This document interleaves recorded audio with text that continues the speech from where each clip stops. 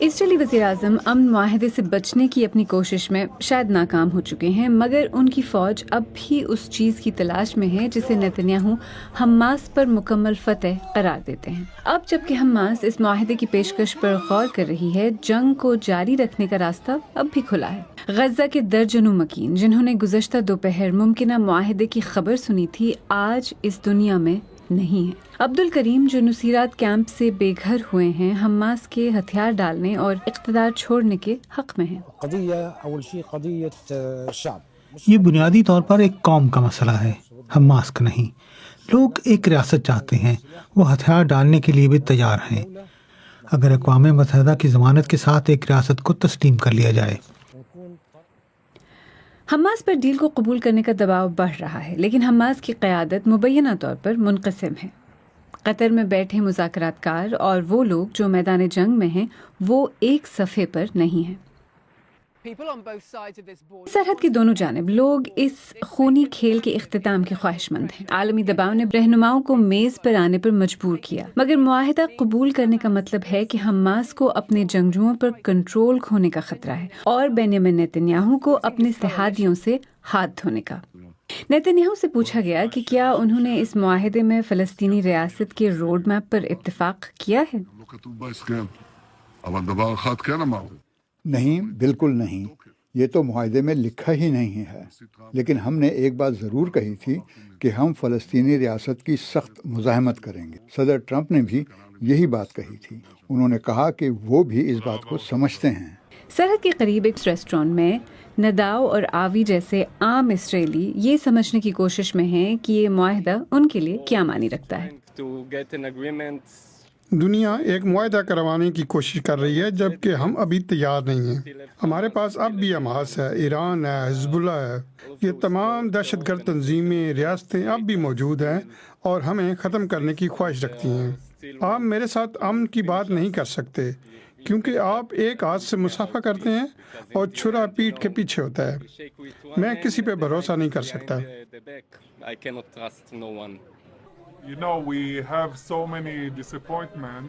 آپ کو معلوم ہے ہم بہت سی مایوسیوں کا سامنا کر چکے ہیں، اس لیے ہم خوفزدہ ہیں۔ میری امید ہے کہ اس بار یہ معاہدہ جنگ کا خاتمہ لائے گا، یرغمالیوں کو واپس لائے گا اور غزہ میں کوئی اور حکومت لے آئے گا۔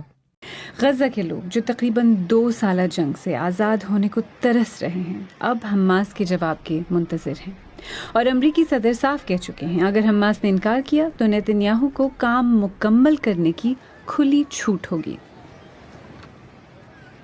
غزہ کے لیے انسانی امداد کے مقصد سے جانے والے جہازوں کے قافلے سمود فلوٹیلا کو اسرائیلی بحریہ نے روک لیا ہے اور کشتیوں پر سوار کارکنوں کو حراست میں لے لیا ہے۔ اس قافلے میں سابق پاکستانی سینیٹر مشتاق احمد خان اور معروف شخصیت گریٹا تھنبرگ بھی شامل ہیں۔ پاک فلسطین فورم نامی تنظیم نے دعویٰ کیا ہے کہ سینیٹر مشتاق کو بھی گرفتار کر لیا گیا ہے، تاہم BBC اس بات کی آزادانہ طور پر تصدیق نہیں کر سکا ہے۔ پاکستان کے وزیر اعظم شہباز شریف نے اس واقعے کی شدید مذمت کرتے ہوئے سمود فلوٹیلا کے امدادی کارکنان کی رہائی کا مطالبہ کیا ہے۔ ایکس پر اپنے ایک پیغام میں انہوں نے کہا ہے کہ پاکستان ان تمام کارکنان کی فوری اور غیر مشروط رہائی اور فلسطینیوں تک امداد کی بلا تعطل ترسیل کا مطالبہ کرتا ہے۔ دوسری جانب اسرائیلی وزارت خارجہ کا کہنا ہے کہ انہوں نے فلوٹیلا کو بحفاظت روک لیا ہے اور اس پر سوار افراد کو اسرائیلی بندرگاہ میں لایا جا رہا ہے۔ اسرائیلی حکام نے مزید کہا کہ اسرائیلی بحریہ نے ان کشتیوں کو اپنا راستہ بدلنے کو کہا تھا کیونکہ وہ ایک فعال جنگی زون کے نزدیک پہنچ رہے تھے۔ گلوبل سمود فلوٹیلا یا GSF نے اس معاملے میں اسرائیلی مداخلت کو غیر قانونی قرار دیتے ہوئے کہا ہے کہ یہ کوئی اپنے دفاع میں کیا گیا عمل نہیں بلکہ انتہائی مایوسی کے عالم میں اٹھایا گیا ایک قدم ہے۔ اس فلوٹیلا میں موجود کشتیوں پر 500 سے زیادہ افراد سوار ہیں۔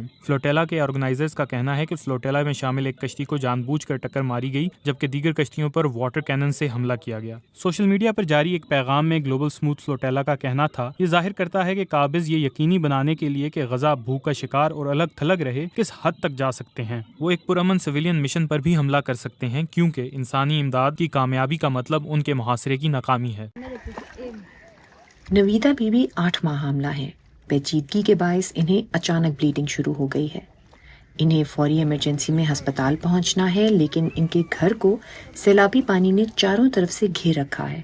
असां त बहुत परेशान है से मेरी नूंह थींदी है मेरा पोत्र भी परदेस है उनको खून ला छुट पे उथा के आमन दा रस्ता कना पानी दे विच बुड़ गए से असां उथा के ढह गए से उनको चाह न सकदे हां से जो चाहते असां उनको मसला हल करते घेन वञो किथे कोरते बुख कनू त्रेह कनू मर गए पता नहीं हमलता हा उंदे बाल हा अंदर जो हुंदे विच गोढ़ा बण ते खड़ गए तो मरण जी मन पाए गए भला पर ही बैठ असां कैसे वञो चलो कि गाड़ी करूं ते न्यूं इतना के मोटरसाइकिल ते ऐसे प्राइवेट गाड़ी की ऐसे ही थी ऐसे सा हुन बांझण दा रस्ता काने हुन साको आके अलीपुर वञो असां की बांझ सकदे से।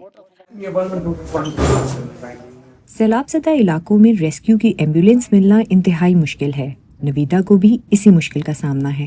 डॉक्टर साहब क्या कह रहे हैं? तमाम कह रहे हैं कि फिलहाल उनके पास अवेलेबल नहीं है ट्रांसपोर्ट। नहीं हमलता हा हूँ बेचारी को तो शोदी मर गई है और बच्ची औखी थी गई है वो तो मैं भला तो नहीं पिटे नहीं पानी है तो मदद तो वह करे सारी गरीब से मर गयूं भाई आन वो चलो दिखे ने मदद की ने घेना हुन असांजी मुश्किल ते समझ नहीं सकदे अलीपुर नहीं मान सकदे घर अपने तक नहीं से बन सकदे वञूं तो केरे वञूं असां तो बहु औखे से।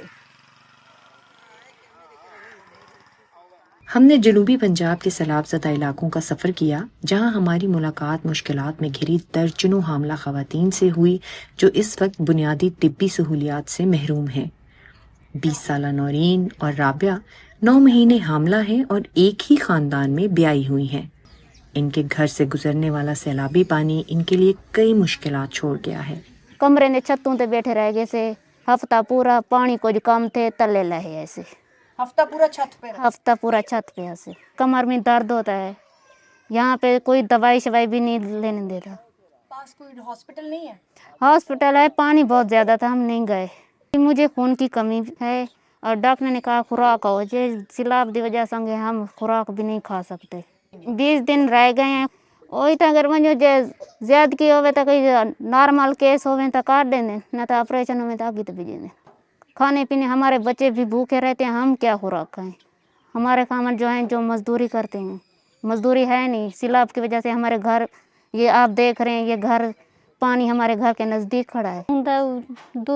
दूसरा हम वाले सी एक बेटी है 2 साल की मेरी भी एक बेटी है 2 साल की मेरे को भी हम वाले 9 महीने का है 9 महीना शुरू 15-20 जाड़े थे करने।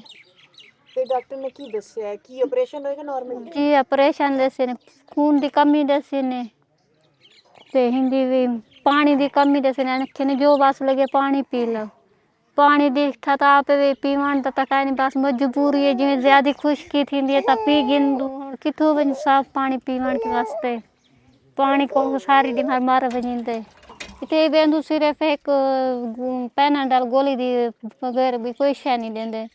मैदे ते जलन होंदी है यकदम मैदे ते यकदम जलन होंदी है ये उती ते जिमें मिर्चियां ले साह आंदे खड़ा एलर्जी बहुत सारी खुद अंदर बहुत एलर्जी थी गई बेंदू दवाई गिना के एक सिर्फ गोली दे दें बस कोई चीज़ नहीं दें ना कोई टूप दे दें ना कोई मल्ला दे दें ना कोई लोशन दे दें ब्लड लो थी वेंदे अखियों दे बंधारा थी कमजोरी की वजह को साह का नहीं थी जितनी ही बाल फिक्र उतनी होंगी था उतनी फिक्र होते।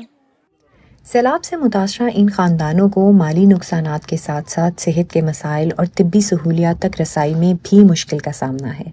ताहम चंद वो डॉक्टर्स जो इनको महदूद अद्वियात पहुँचाने में कामयाब हुए हैं इनके मुताबिक इन हामला ख़वातीन और इनके होने वाले बच्चों को खुराक अद्वियात और पीने के साफ़ पानी की कमी के बायस जान का ख़तरा लाहक है।